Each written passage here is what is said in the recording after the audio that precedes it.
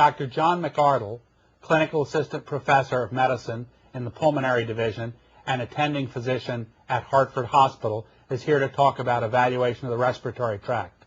Hello, nice to see you. Nice meeting you. I'd like to ask you several questions that are pertinent to your examination. And the first is, for evaluating the upper tract, I know you take considerable care in that, and it's a reminder to our students that respiratory examination does not begin and end with the lungs.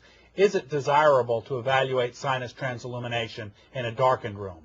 Yes, it is, because very often the ambient light will impair your ability to see normal transillumination in the oral cavity, and so it's generally most useful to do that in a darkened room. Although, of course, for purpose of our demonstration, we may not show that because we don't want to fade to black on the camera. Correct.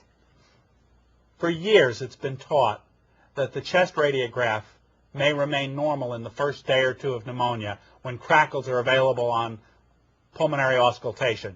And it's often been taught as a victory for physical diagnosis, as though physical diagnosis were at war with technology rather than complementary technology. What is your experience with that phenomenon?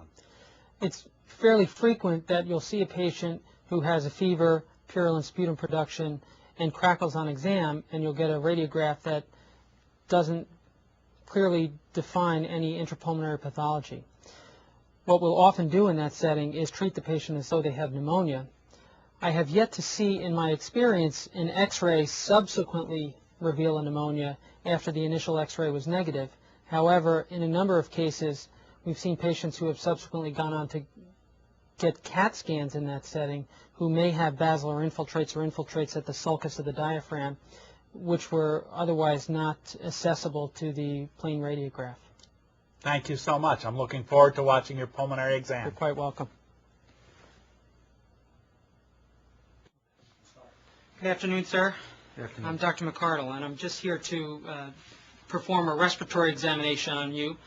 If you just relax and as you are and breathe comfortably, okay? Okay.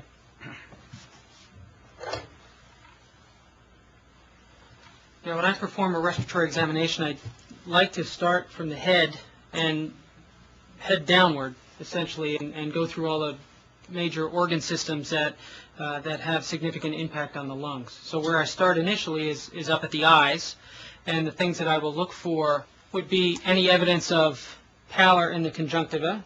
So you just pull the conjunctiva down and have a look at them. And that's to ascertain whether or not anemia or any blood abnormalities might contribute to a patient's sense of dyspnea.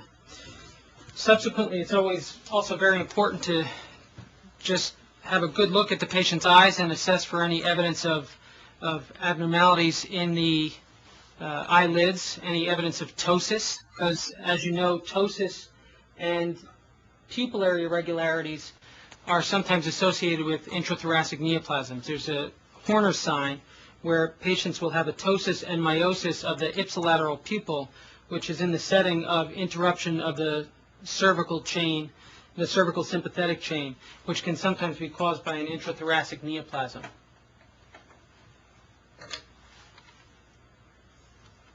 So after the cursory review of the eyes, I'd like to have a good look in the patient's nose. Could I have you lie back for me, sir?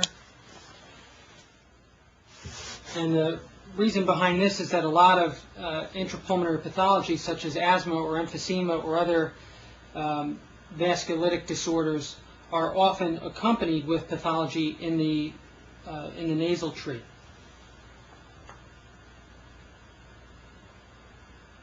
And with an otoscope or nasal speculum, you can visualize the inferior and middle turbinates and look for any ulcerations of the nasal mucosa that might go along with some of the aforementioned problems. Likewise, palpation or percussion over the maxillary or frontal sinuses can be used in an effort to elicit tenderness or abnormal sensations in the sinus cavities. Oral exam is also very important in patients in whom you suspect intrapulmonary pathology, as a number of different vasculitic disorders and pulmonary neoplasms are also seen in patients who have higher risks of oral neoplasms or ulcerations in the oral mucosa. I'm just going to have a peek alongside your teeth, sir, and open your mouth wide. Say ah. Ah. Again, ah. Ah. Okay. And I see no evidence on his exam for abnormalities of that sort. Next, I'd like to proceed to the neck. I'm just going to flex your neck up and down. Just make sure that everything moves around well. Just assessing for normal motion of the cervical spine. And then there's a series of different lymph node chains that it's important to palpate. And start with the submental nodes just under the chin. Follow with the submandibular nodes. And then the anterior cervical and posterior cervical chains, as well as the supraclavicular chains, which will often drain intrapulmonary neoplasms up into the supraclavicular area. I'm just going to have you turn your neck to the side, if you will.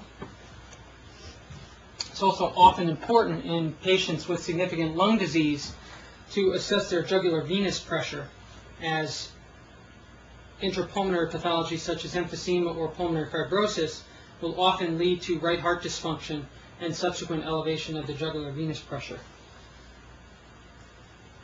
Now, it's important to try and distinguish between the jugular venous pressure waveform and the carotid pulsation. The jugular venous waveform has a far greater excursion with respiration than does the carotid pulsation, which should be unaffected by the patient's respiration. Likewise, you can alter the patient's jugular venous pressure just by pressing at the base of the neck to impede inflow into the chest. And I do not see any engorgement in John's jugular veins.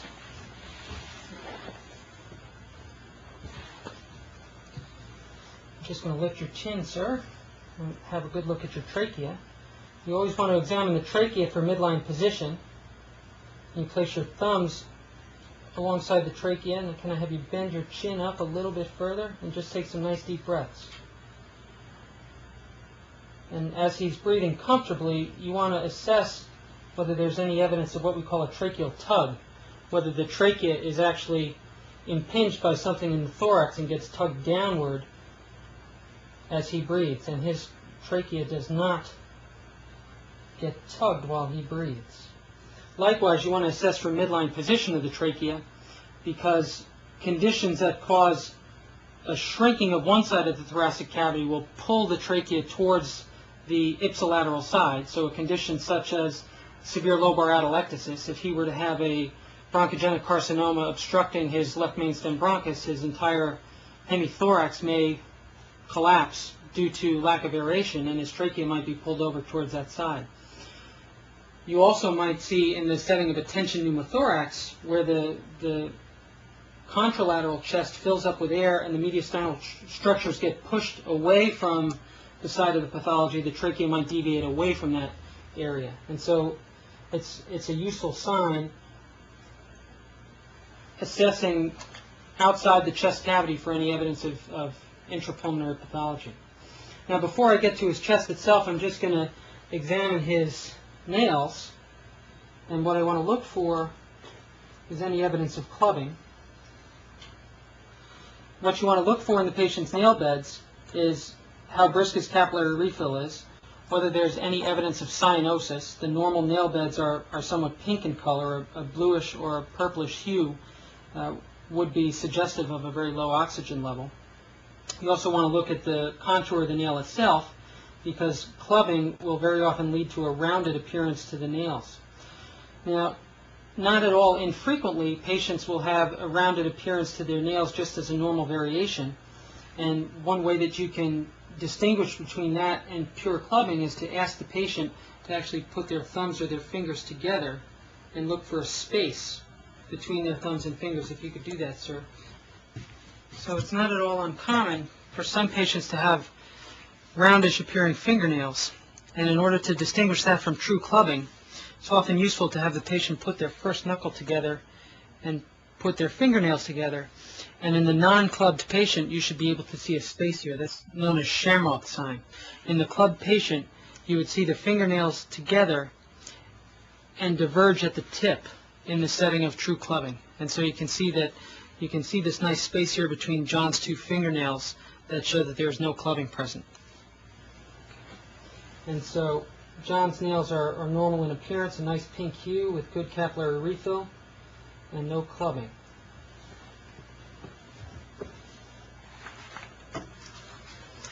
While I'm down on his arm, I'll go ahead and place the blood pressure cuff. And what I want to test for here is the presence of a pulsus paradox. Now, the way I measure a pulsus paradox is I very slowly raise the blood pressure until no sounds are audible. And then I very gradually release the blood pressure cuff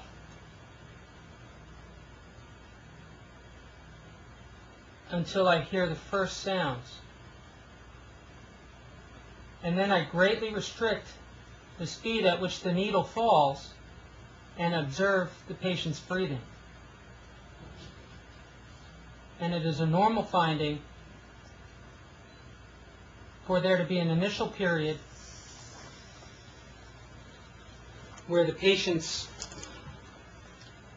pulse is only audible during inspiration, or is only audible during expiration and disappears during inspiration. This will normally be in a range of 6 millimeters of mercury or less, but in the setting of either pericardial pathology or significant airway obstruction, that range will often be greater than 10. And John's is normal. Now, can I have you sit up and face the audience? Now, to examine the thorax, initially I'm just going to inspect the way he breathes. And as you can see, he's breathing comfortably. And I generally will count the patient's respiratory rate while I'm getting their pulse so that they're not aware that I'm doing it. Because if you ask a patient to sit still while I count your breathing, very often you're going to get a respiratory rate that is nowhere near their resting respiratory rate because they're aware it's being observed. But what I look for is symmetric expansion of the thoracic cavity during respiration, and I see no chest wall or spinal deformities such as kyphosis or kyphoscoliosis, which might impact his respiration. What I'll do subsequently as I observe him breathe is just place my hands together on his thorax, just along his lower thoracic spine, and ask him to breathe in and out deeply. And what I'm looking for is any difference in the excursion of each of my thumbs, which are nestled right alongside his spine. And what I'm seeing here is fairly symmetric expansion of his chest cavity. And likewise, you can do that along the xiphoid process at the lower part of the rib cage, and just breathe for me. And you can see the excursion of my thumbs is symmetric on both sides, suggesting that there is symmetric aeration in both sides of his thoracic cavity. The next step is going to be percussion of his chest with a very sharp motion of the wrist. And you can hear the percussion tone change to dull when we get over his diaphragm. It's nice and resonant over the lung fields.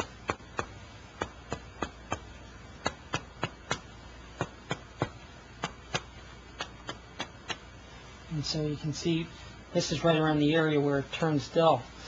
And you can measure the patient's chest excursion. What I'll do is ask John to take a nice deep breath in.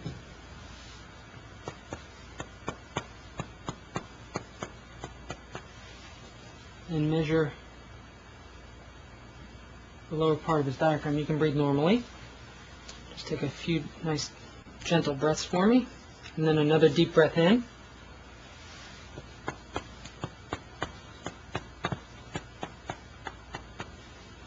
Okay. And out, sir. So you can see this is where his diaphragms are on full inspiration. Now you can take a few nice gentle breaths and then breathe all the way out.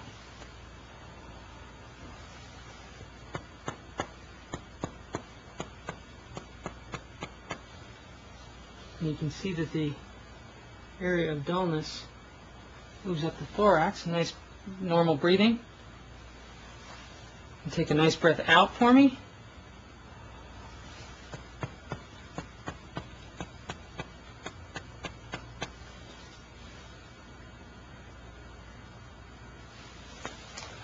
Then we can measure his diaphragmatic excursion. As you can see, just about 4 centimeters on each side, which is normal.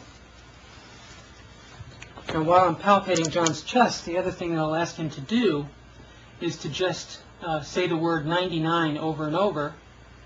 99, 99, 99, 99, 99. And what I'm feeling for here, John, is a sound called fremetus, which is, again, 99, and again, 99, which is a vibration through the thoracic cavity, which will sometimes be altered in the presence of fluid or consolidated lung.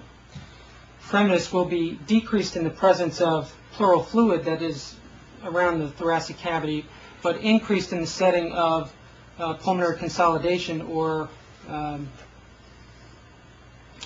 significant atelectasis at certain parts of the lung field. And so John's fremetus does certainly feel normal. Subsequently, I'd like to just listen to John's breathing. And I'll have him breathe in and out gently through his mouth. The normal breath sounds that you'll hear are bronchovesicular breath sounds.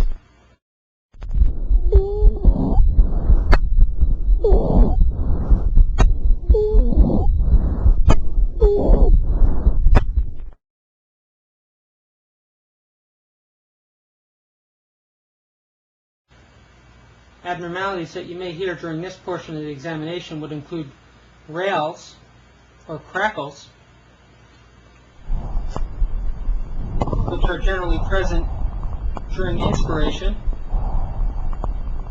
and which can occur either early and throughout inspiration or only late in inspiration. The coarser or lower pitch of sound, the more proximal in the airway tree the abnormality tends to be. And we tend to hear coarser sounding rales in conditions of severe pulmonary fibrosis or severe pulmonary edema, and finer rales you may hear in settings of atelectasis or in infiltrative disorders such as pneumonia. Now it's important to listen. I'm just going to have you do the same thing over all lung fields.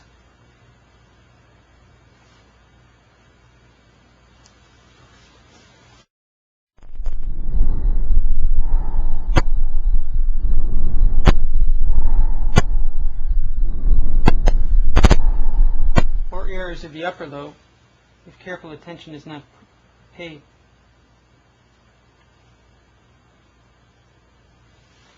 Besides crackles, other sounds that the clinician might be aware of would be rhonchi, which are sounds that tend to occur throughout inspiration and expiration and tend to represent material that is present in larger airways. So very frequently in hospitalized patients, people who are retaining their own secretions or who are unable to cough out secretions because they're so copious will have rhonchorous sounds, and those are very coarse sounds that are present throughout inspiration and expiration, and you'll often be able to hear them with the patient's mouth open from the mouth, which is very uncommon for you to hear rales through the patient's mouth without the aid of your stethoscope.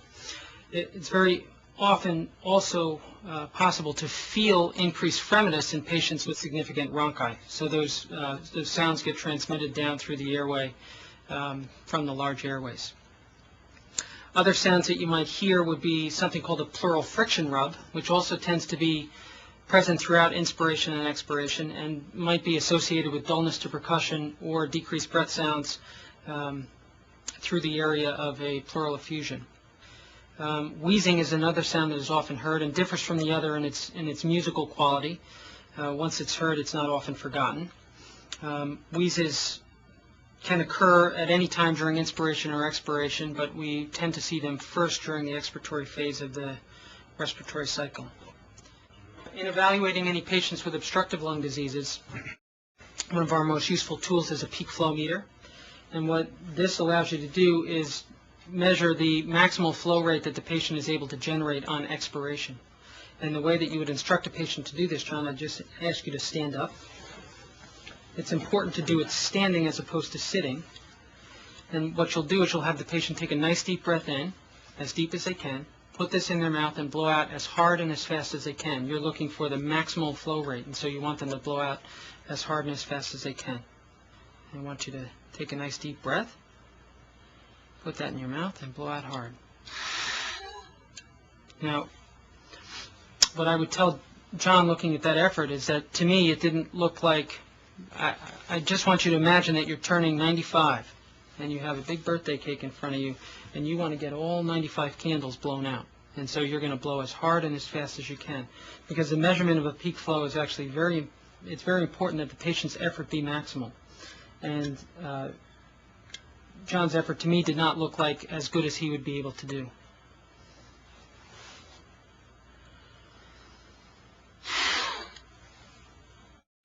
Okay, so he's up around 400, so we're getting there.